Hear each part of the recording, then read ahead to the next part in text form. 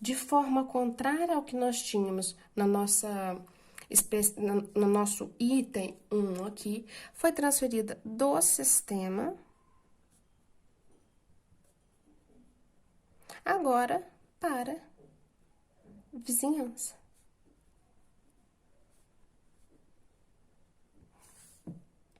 Mas, com relação a esta equação, a gente já trabalhou como que o parâmetro ΔT vai influenciar na quantidade de calor. Agora mais, a gente precisa trabalhar um pouco com a capacidade calorífica.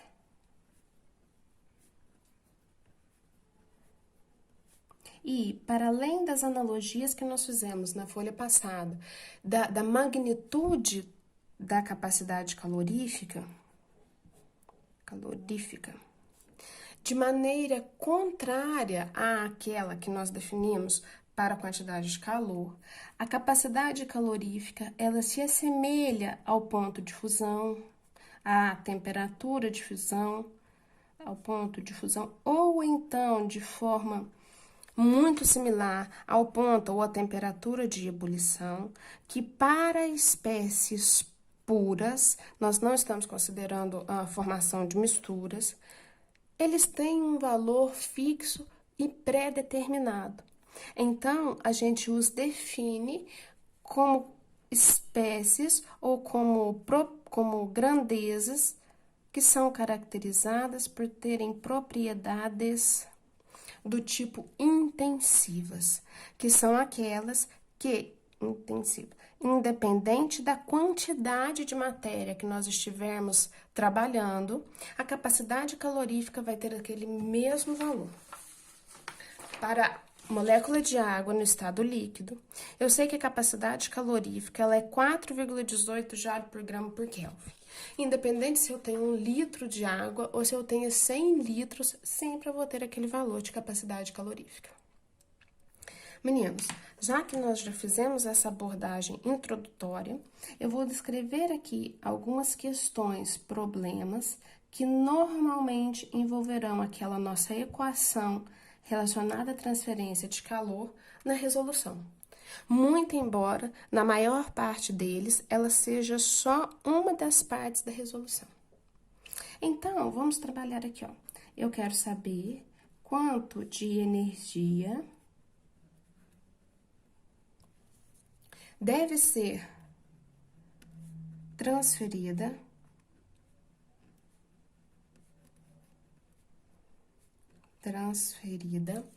para elevar a temperatura de uma xícara de café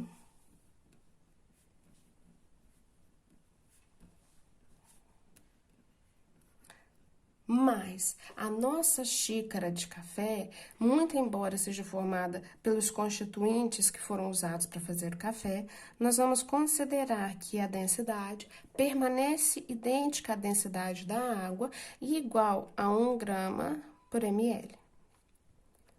Mas nós vamos trabalhar também com o fato de que a nossa xícara tem um volume de 250 ml.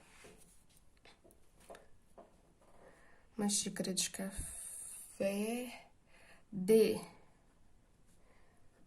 20,5 graus Celsius para 95,6 graus Celsius.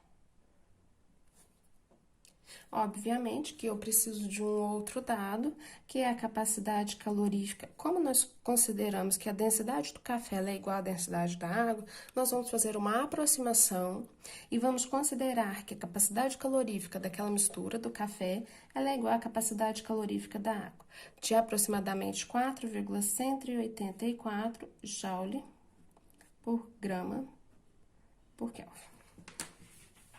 Meninos, o que nós temos que pensar? Primeiro, eu quero trabalhar com variação de energia que existe quando tem variações de temperatura. Obviamente, eu já sei, então, que essa minha energia deve estar na forma de calor, cuja magnitude é dada pela correlação entre a massa, a capacidade calorífica e a variação de temperatura do meu sistema. Bom, então vamos ver. Primeiro, eu tenho que descobrir a massa do sistema, porque ele não me dá. Ele não me dá a massa, mas ele me fornece dados de densidade, que é obtido pelo quociente direto entre massa e volume. Eu já sei que a densidade do meu sistema é 1 grama por ml. Isso é diretamente proporcional à massa que eu tenho e inversamente proporcional ao meu volume, de 250 ml. Vou cancelar ml com ml, multiplicar cruzado, e daqui eu tenho que a massa de café no meu sistema, que é a xícara, é de 250 gramas. Então, aqui, ok. Preciso também avaliar a capacidade calorífica, que já foi dada no problema. Então, tá ok. Agora, eu preciso trabalhar com o meu terceiro parâmetro, que está relacionado à variação de temperatura. Observe, quando eu tenho capacidade calorífica, eu tenho como unidade de temperatura o Kelvin. Então, eu preciso trabalhar com essa unidade. De tal forma que, para determinar a temperatura inicial do sistema, não em graus Celsius, mas em Kelvin, eu vou pegar a minha medida em graus Celsius, 20,5, e adicionar o fator de conversão de 273, e aí me fornece 293,5 Kelvin. Mas preciso trabalhar com a conversão também da temperatura final, em que agora eu vou pegar o 95,6 graus mais 273, e agora a temperatura final do meu sistema é de 368,6 Kelvin. Ainda não acabei. Ainda não acabei porque o parâmetro que eu preciso inserir para determinar a variação de energia em trânsito na forma de calor é o ΔT. ΔT, nós já vimos lá atrás, que refere-se à subtração entre valores de temperatura final e temperatura inicial. De tal forma que no meu sistema, descrito pela setinha cor-de-rosa, eu vou ter 368,6 menos 293,5, e isso me fornece uma variação total de temperatura de 75,1 Kelvin. Olha que bom! Agora que eu tenho a variação de temperatura, ok, eu só preciso transcrever a minha equação para cá e substituir os meus dados. De tal forma que eu tenho o produto entre 250 gramas de café, ainda a capacidade calorífica de aproximadamente 4,184 joule por grama por Kelvin.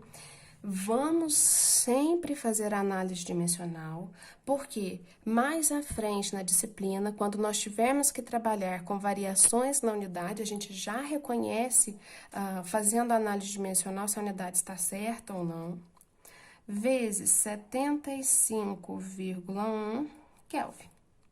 Agora, observe, eu tenho grama aqui com grama menos 1 aqui, Kelvin menos 1 aqui com Kelvin de cá. Então, eu já cancelo as unidades. De tal forma que a quantidade de calor é numericamente igual a aproximadamente 7,86 vezes 10 à quarta.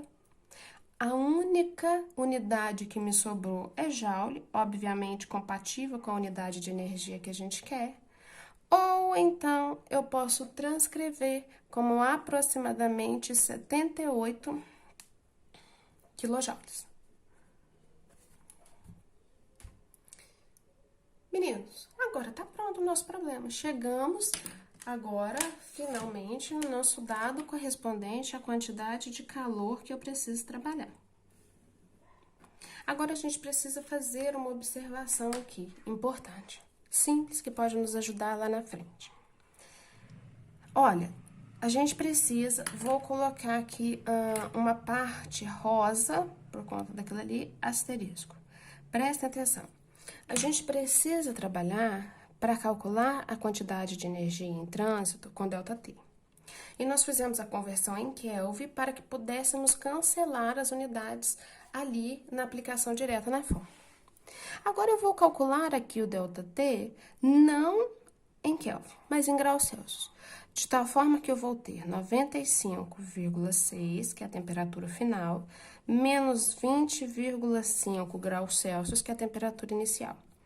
Quando eu resolver essa subtração, eu vou ter que a variação de temperatura é de 75,1 graus Celsius. 75,1, se a gente faz a correspondência entre esses valores, eu tenho encontrado exatamente o mesmo número. Mas por quê? Se um está em graus Celsius e o outro está em Kelvin, por que existe essa correspondência de valores? Prestem bem atenção para que vocês não façam confusões lá na frente. As duas unidades, tanto a unidade que eu trabalho em graus Celsius, quanto a unidade que eu trabalho em Kelvin, as duas são divididas em 100 partes, quando eu considero a temperatura de fusão da água até a temperatura de ebulição, por exemplo.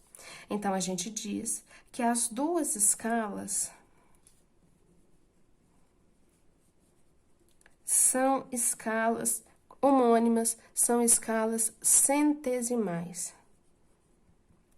Se as duas são centesimais, a diferença entre quaisquer dois valores de temperatura em graus Celsius e quaisquer dois valores correspondentes em Kelvin resultarão no mesmo número.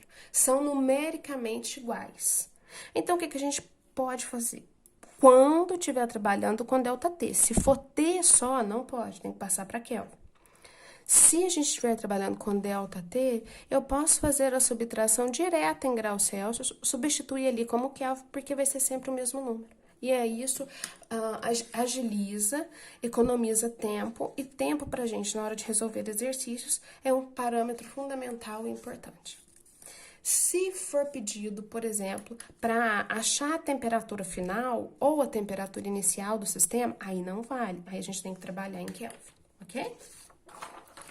Vamos trabalhar com mais um exemplo simples de problema, em que eu vou descrever aqui dois sistemas.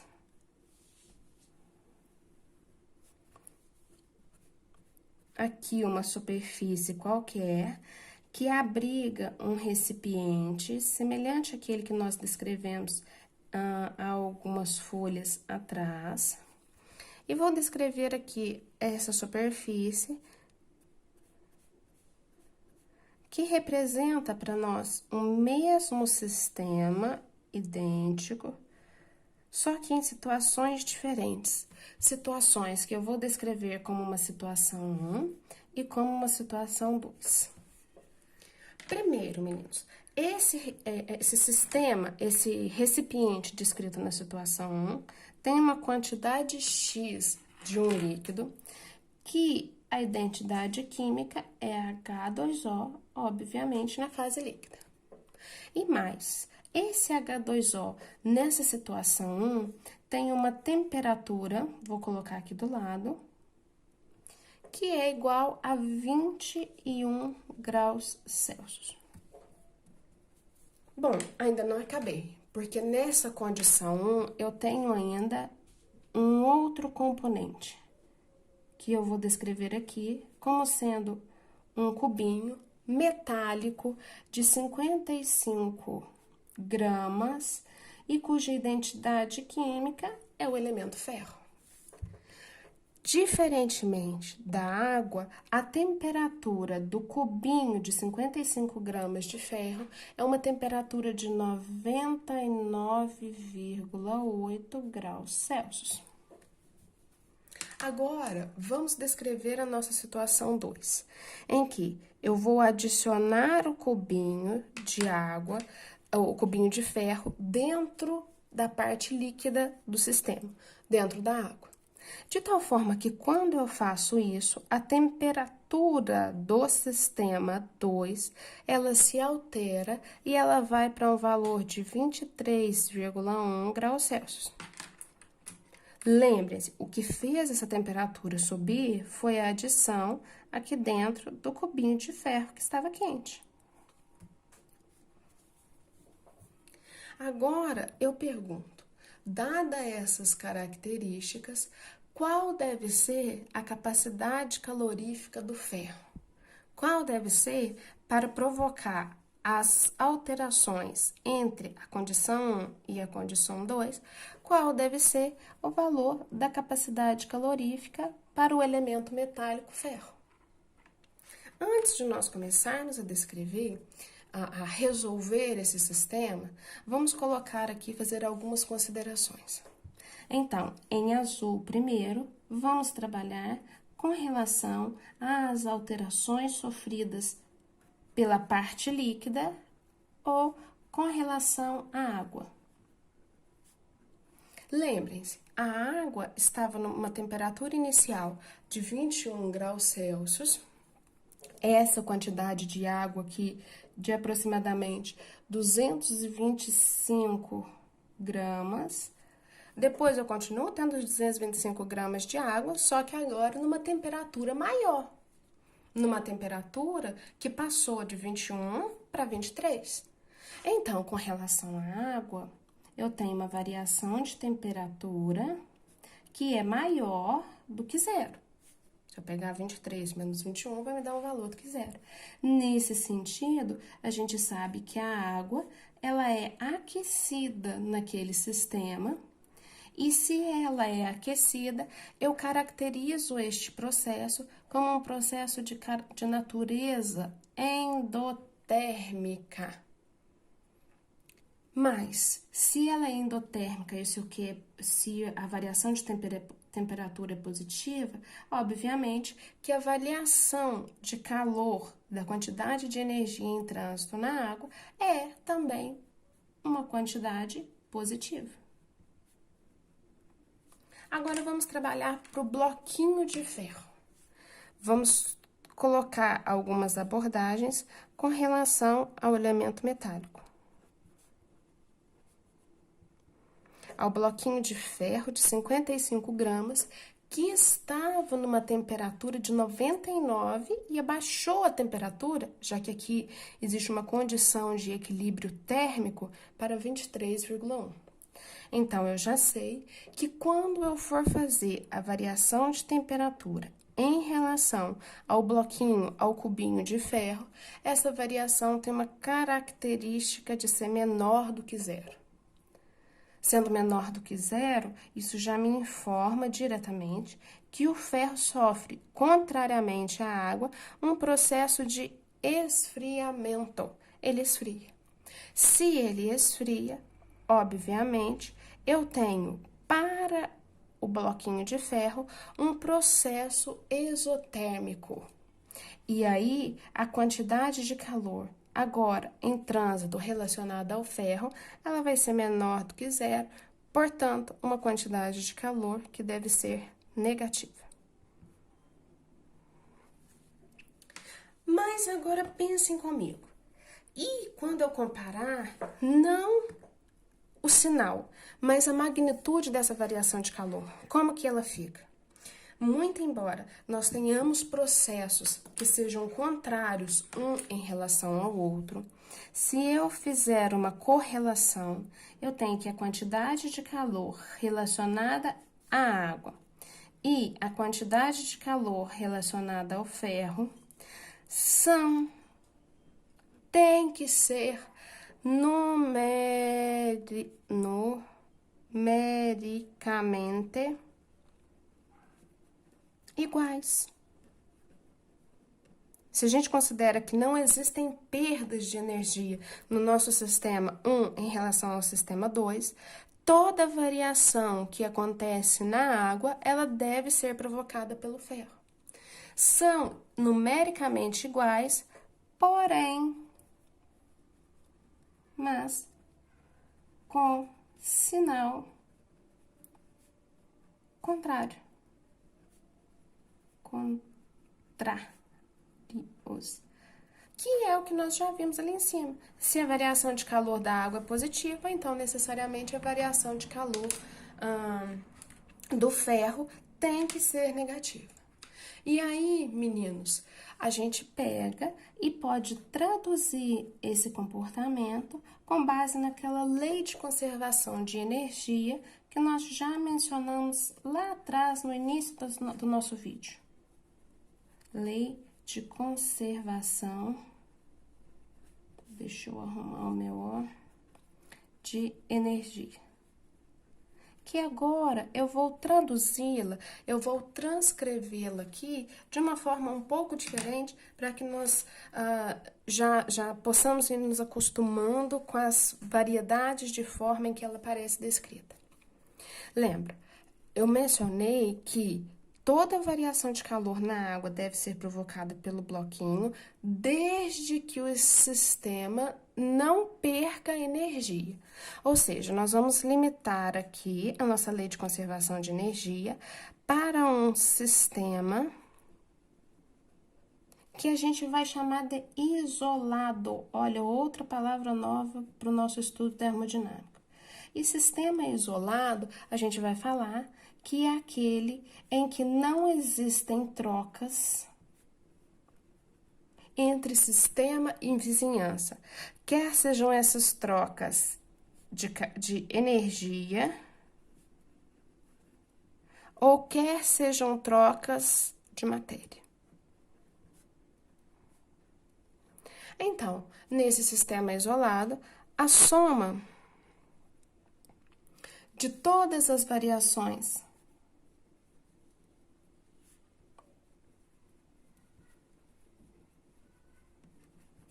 de energia, como energia não é criada nem consumida, é nula. Isso significa dizer que, se eu pegar para aquele exemplo descrito ali em cima, a variação de energia sofrida pela molécula de água, mais a variação de energia sofrida pelo bloquinho de ferro, essa variação de energia tem que ser nula. Se nós tivéssemos mais outro bloquinho, outro solvente, aí todas as variações deveriam somar um valor que é igual a zero. De tal forma que traduz também aquela outra consideração que nós tínhamos acabado de descrever, que a variação de calor da água, ela é numericamente igual à variação de calor sofrida pelo ferro, obviamente que com sinais contrários. A partir disso, a gente vai resolver e achar agora qual é o valor da capacidade calorífica para o bloquinho de ferro. De tal forma que a quantidade de calor que sofre variação, a quantidade de energia que sofre variação na água, ela é dada pela massa de água, que multiplica a capacidade calorífica da água, que multiplica a variação de temperatura sofrida por essa espécie química. É isso aqui, tem que ser igual, obviamente, a menos a massa do ferro vezes a capacidade calorífica do elemento ferro e ainda associada à variação de temperatura agora sofrida por esse elemento. Agora, vamos lá. Massa de água eu tenho ali em cima. 225 gramas. Capacidade calorífica da água é um dado tabelado que daqui a pouco você se acostuma a trabalhar com ele e que equivale a aproximadamente 4,184 joule por grama por Kelvin, que nós acabamos de utilizar no outro problema, que nós fizemos a correlação com a capacidade calorífica molar e que nós já estamos ficando habituados a ele. E mais, a variação de temperatura na água, que é a temperatura final.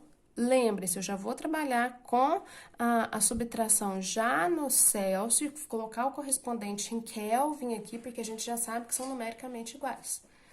De 23,1 menos a temperatura inicial de 21 graus. E essa subtração tem um correspondente em Kelvin, que é numericamente igual. Vai ser igual a massa de ferro 55 gramas, vezes a capacidade calorífica do ferro, que é o que a gente quer descobrir, vezes a variação de temperatura observada agora para essa espécie, que é 23,1 menos a temperatura inicial de 99,8. Já sei que o correspondente em Kelvin também vai ser verdadeiro, então já vou deixá-lo aqui.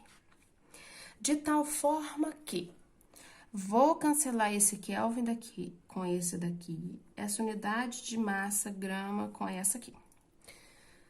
E quando eu resolver esse produto, faz a subtração, resolve o produto, eu vou ter um valor de aproximadamente 1,977 vezes 10 ao cubo, a única unidade que nos sobrou aqui, joule, que é igual menos, vamos ver, aqui eu não consigo cortar nada, então ao resolver eu vou ter esse valor, vai me dar um valor negativo, menos 4,218 vezes 10 ao cubo, olha o que me sobrou, grama, capacidade calorífica do ferro, Kelvin. Mais, meninos, menos com menos vai me dar um valor positivo. Então, eu vou deixar a capacidade calorífica do ferro aqui e vou passar os outros dados para o lado de cá, positivo. Então, vai me dar 1,977 dividido, porque ele está multiplicando a capacidade calorífica, por 4,218 aproximadamente. Vou cancelar isso aqui, com isso aqui para me facilitar o cálculo. Joule já tá do lado de cá. Grama vai passar dividindo. Kelvin vai passar dividindo. E isso aqui vai ser igual à capacidade calorífica do ferro. Quando eu resolvo, eu tenho que a capacidade calorífica do ferro vai ser igual a aproximadamente 4,68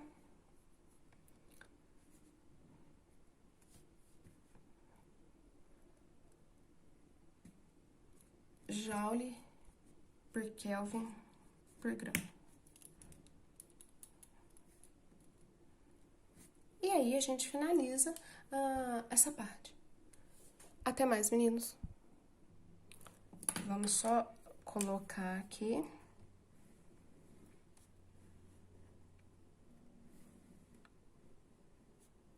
Olha, e aí, pessoal, vamos só fazer uma correspondência. Lembra que a gente tinha trabalhado com a capacidade calorífica de alguns metais e com a capacidade calorífica da água? Vou só colocar aqui para a gente poder correlacionar.